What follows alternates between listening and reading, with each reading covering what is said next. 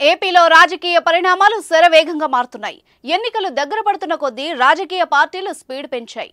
ఏపీలో మరోసారి 2014 scene repeat అయ్యే ఛాన్స్ కనిపిస్తోంది. ఎన్డీఏలోకి టీడీపీ ఎంట్రీ దాదాపుగా ఖరారైంది.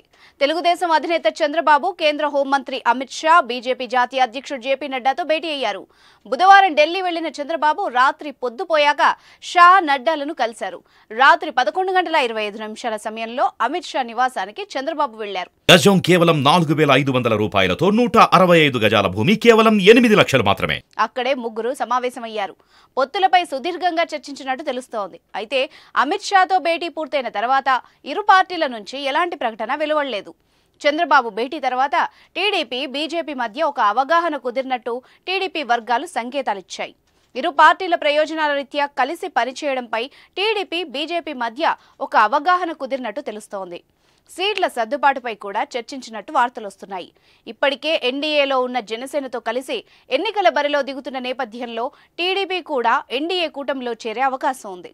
ఈ క్రమంలోనే జనసేన అధినేత పవన్ కళ్యాణ్కు కూడా బీజేపీ అధిష్టానం నుంచి పిలుపొచ్చింది. నేడు ఢిల్లీ వేదికగా పవన్తో బీజేపీ పెద్దలు చర్చలు జరపనున్నారు.